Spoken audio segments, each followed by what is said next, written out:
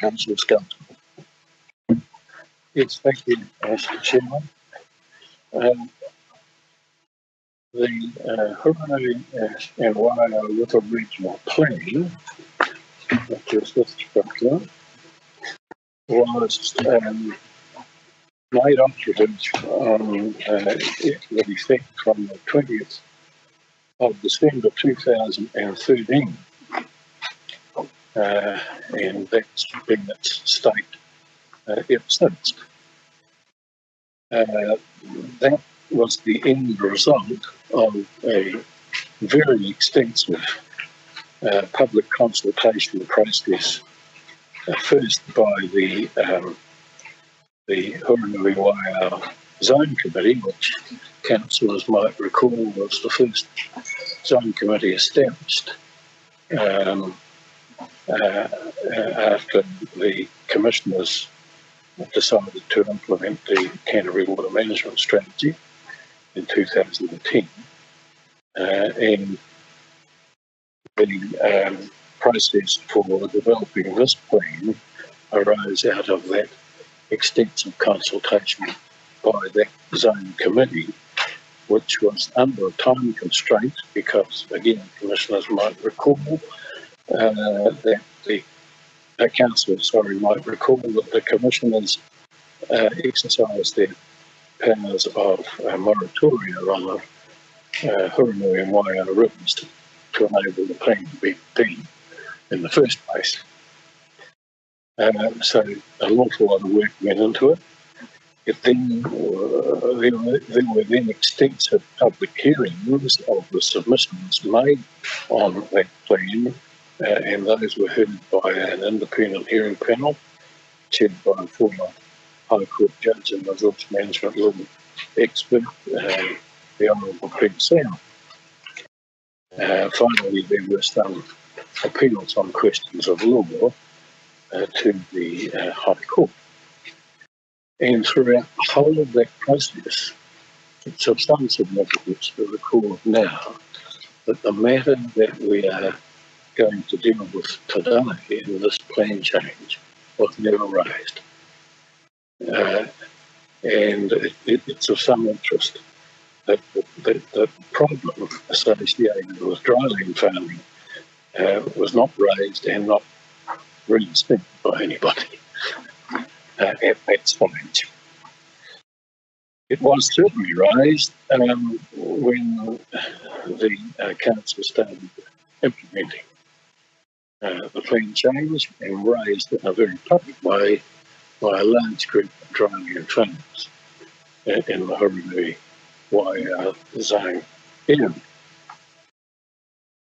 And their concern was that the definition of a change of land use, which is provided for in the plan, was linked to a 10% increase in nutrient losses. So in other words, a change of land use was deemed to occur in terms of the plan if you increased your nutrient losses, which nitrogen and phosphorus, by more than 10% from a baseline. And the dryland farmers pointed out that they were already low emitters of nutrient losses, and 10% really didn't mean an awful lot in those terms. It might be maybe 1 kilogram a hectare or something like that. And so there were difficulties for them, particularly for those who were wanting to undertake winter grazing and that kind of activity as part of their normal dryland farming activities. So that was the issue that was faced by the zone committee and by this council as a result of that. And so the zone committee in particular set about trying to address that issue. By that time, however, there was a difficulty in that the nutrient cap on the Hurunui River in particular had been reached.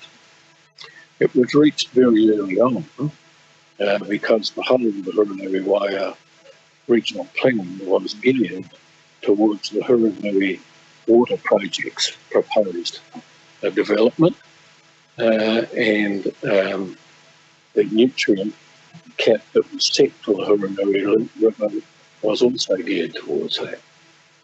And the Hurunui water project applied very quickly for the necessary consents, which project immediately after the plan was publicly notified, I think in October 2011. So it had the applications in.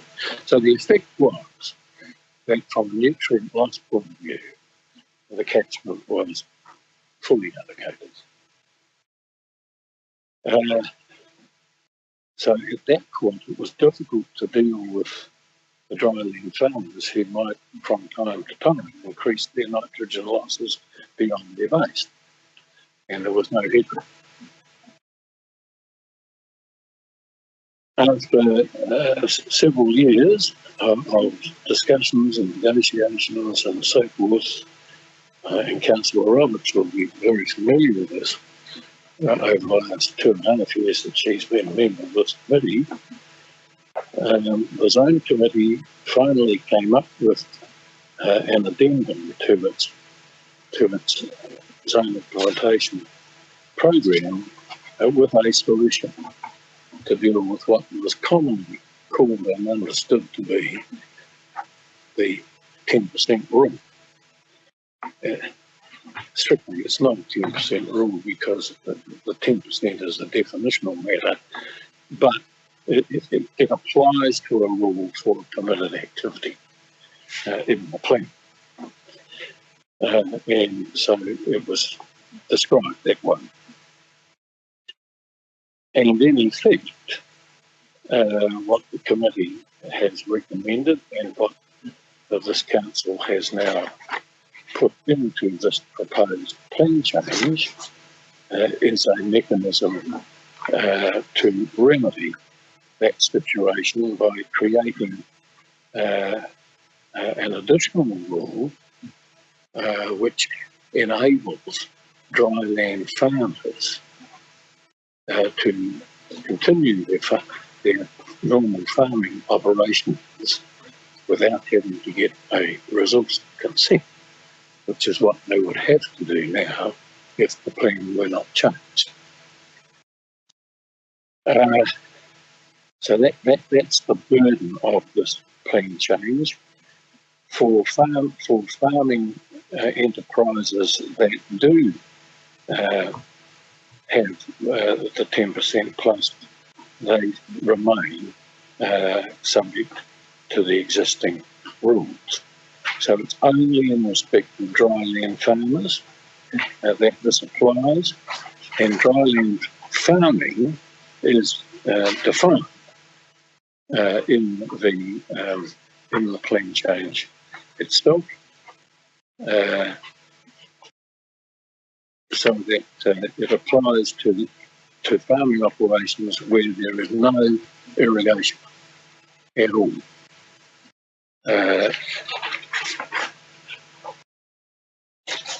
If I just I thought I had the definition in front of me, but I think we've all read it before, so I probably don't need to do it again.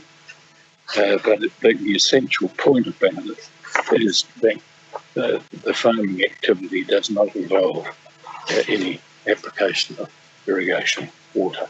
So it applies only in those situations. But it will enable the truly dry land farmers to carry out their operations without having to get a resource consent. This is a very targeted plan change, and I want to emphasise that. It does not, and people should be aware of this, it does not open up the plan as a whole for further consideration in any way at all. The plan is due for review in 2023, and I want it publicly understood that this is a very targeted and specific plan change, and anybody wishing to make submissions on it will need to fit their submission within the confines of that plan change. It is no wider, really, than I have already described.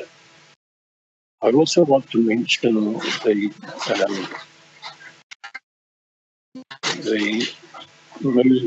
the Amuri Irrigation Company to surrender part of the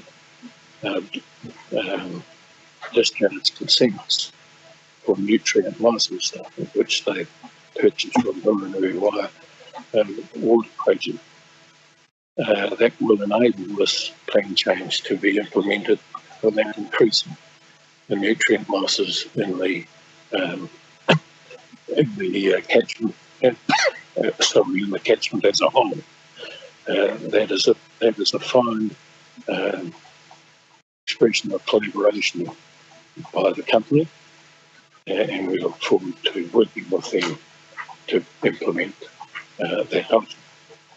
It is critical to the success of this plan change that occurs, so that there is no over-allocation of nutrients in the zone. Will take legal effect immediately from the date of public notification, which in this case is intended to be the 4th of May. So from that date, these new rules for drying and farming won't be operative, but they will have legal effect. And at that time too, we should also make the Section 32 assessment available for public scrutiny. So I will move items 1 now to 6, and I have much pleasure in doing so, Mr. Chairman. Thank you, Councillor Skelton, and thank you very much for that exposition of the background to this plan change. Councillor Roberts. Oh, well, I'm going to second that, but I'd like to say a few words too. Well, sure, and I really just want to add a little bit to Councillor Skelton's comments, because having been on that zone committee for 2.5 years, I feel it's been an incredibly interesting, challenging and quite painful journey in many ways. And Councillor Skelton's commended the staff for the huge job that they've done, but I want to also acknowledge Whit, Ian Whitehouse, our zone facilitator, because they've been long, contentious meetings, and it's been a very, very tough period. Partly because I think, as Councillor Skelton outlined, it was felt that the current plan created huge inequity, particularly around the grandparenting as they saw it. In other words, those who had a load got the load plus more, and those who had very little didn't. And I think, unfortunately, that inequality is still strongly felt within that community, even though this very targeted plan is trying to address that. And I think the Landcare Group have recently written a letter to our zone committee saying they see this as definitely a temporary solution to what they really want, which is a whole review of the load and a more equitable distribution. And they've already signalled that they, and including the zone committee, that we want more stringent rules around the Waiau water quality, more flows in the rivers to address the low flow issues and impact on environmental health of the river, and looking at other issues that are seen that need addressing in this zone. But I think one of the real wins for this targeted plan change is definitely that we've got Mahanga Kai values included in the farm plans, because I think as we've heard, this was one of the very first plans, and so we've learnt a lot in subsequent plans of including biodiversity and environmental values, and having Mahanga Kai values including the farm plans, I think is a great win. And I do want, it's already been mentioned in the Naitahi letter that, which is part of the Section 32 Evaluation Schedule 1, draw attention to that on page 59, because they have actually identified some other issues that they're really hoping that we address in terms of groundwater, and also ensuring that that the ARC, who have agreed to return the 38 tonnes, that if there's any issue around that, we also are aware that we must include, perhaps in our annual plan, the ability to call in those consents. So that's part of what they have requested in that. So I think the zone is going to be hugely relieved when this is off our desks, because we can get back to looking at what that zone really wants to do on the ground actions. And in mentioning the staff that are involved, I mustn't overlook the science staff, because the science staff input has been huge. 18 months almost of stakeholder science engagement group. So Stephanie, if you could pass that on to the staff, because they funded up month after month with the details of what the load were in the Waiau River, what the load was in the Hurunui, and the flows, and that was an incredibly decisive factor in terms of determining what the load was and what the headroom was needed for the dryland farmers. So significant thanks to that group too, which was the underpinning of our decisions of where we've got to. So I reiterate Councillor Skelton's desire that it be an independent hearing panel, because we want to be looking like we are removed from these decisions, which I'm sure are going to be looked at very closely. Carrying on from Councillor Skelton, Councillor Roberts, they've covered most of my points anyway. It was just to reiterate regarding the letter from Turunanga through Schedule 1 consultation, that we really take into consideration what they put in there, particularly for Canterbury and Kaituapuri and Turunanga regarding AIC and the imperative that budgetary offset does occur, but it doesn't. We have a mechanism in place to obviously require a review of the existing consents within 6 months of the plan change becoming operative. So it's just back up, and we've talked about that previously in the last couple of months. That we really want that voluntary in offset to occur, just so we can really support the dry farmers. But if it doesn't happen, that we don't want more end go to the into the waterways, etc. Also, Councillor Roberts talked about the inclusion of Mengakai plans, and that through Schedule 6 that actually, and Councillor Scout's already mentioned that there's a review in 2023 that hopefully but I don't think all the farms are covered by the Mengakai environmental plan change in here, but that will come out through the hearing, etc. But real supportive of that, and making sure Hurunui with Waiau it's in line with the rest of Canterbury, which is what we kind of want to check through this process. And once again supporting the acknowledgement of Councillor Cunningham and the Government Independent Hearing Commission, and have like to extend upon that. So kia ora koutou. Thank you, Mr. Chairman. I reiterate all the comments that have been made. For me, this absolutely confirms my belief in the collaborative process that is the Canterbury Water Management Strategy. It has been long, it has been somewhat fraught, but it is a conversation that has happened with the community with an outcome that has been required, and we have reached a point where we have some reasonable agreement and the ability to notify it and take a plan forward.